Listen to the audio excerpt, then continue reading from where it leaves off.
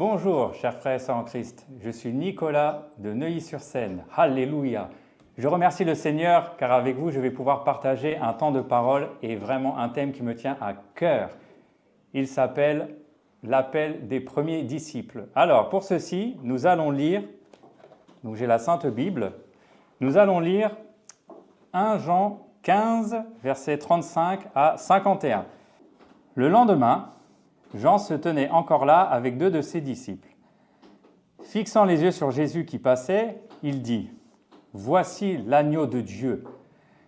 Les 2 disciples, l'entendant parler ainsi, suivirent Jésus.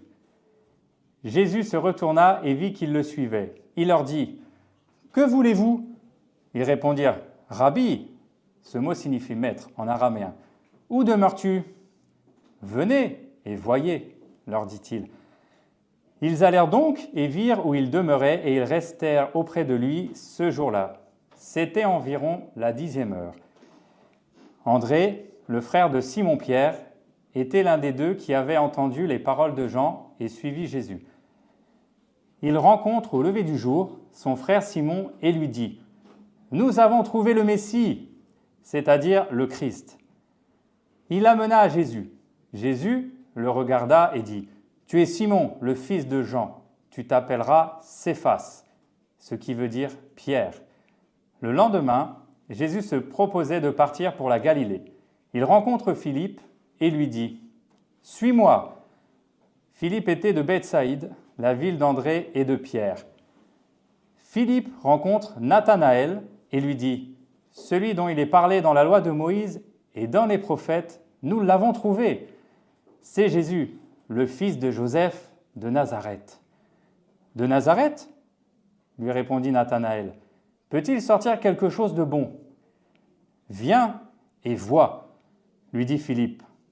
Jésus vit venir Nathanaël et dit de lui « Voici un véritable Israélite, un homme sans artifice. »« D'où me connais-tu » lui dit Nathanaël.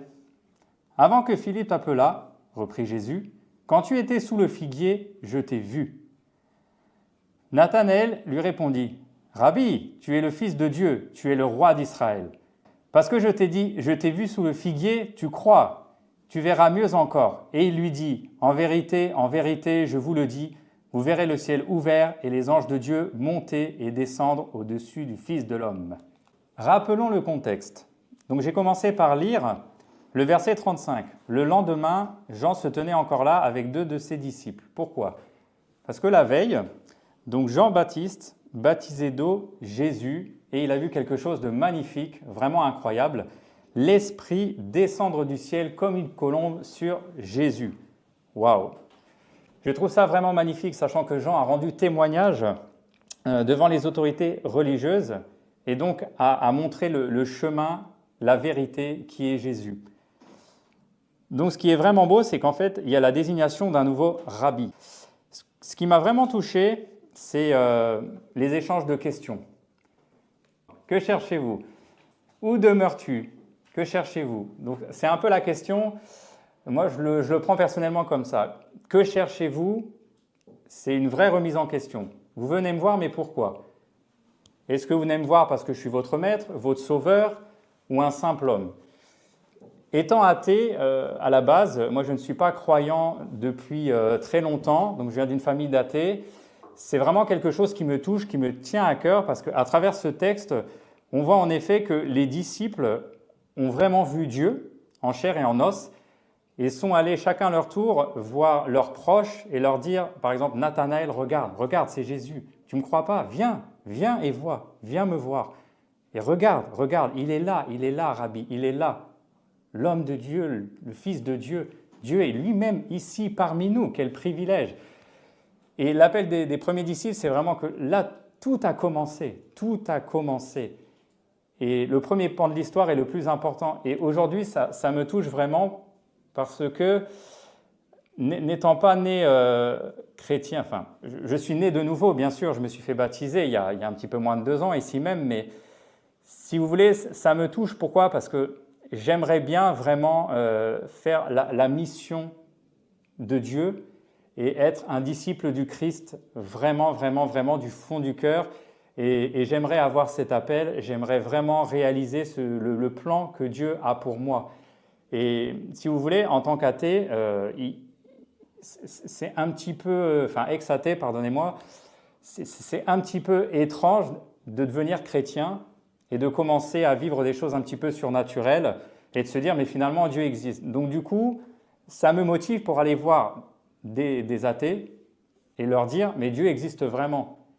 Et au final, avec l'aide de l'Esprit Saint, on pourra les baptiser au nom du Père, du Fils et du Saint-Esprit. C'est vraiment là la mission de chaque chrétien.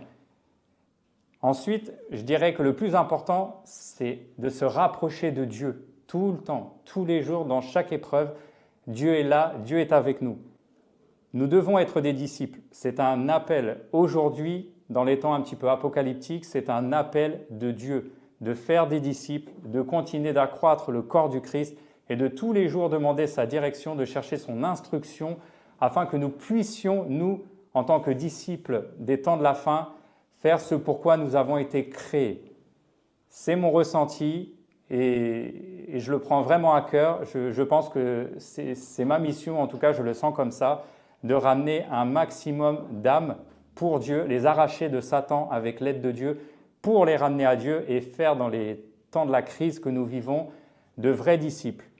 En tout cas, frères et sœurs en Christ, vraiment, vraiment du fond du cœur, si vous pouvez vraiment prendre cette mission à cœur et parcourir le monde, si c'est vraiment votre appel, et ramener le maximum d'âmes à notre Seigneur Jésus-Christ qui est mort pour nous sur la croix.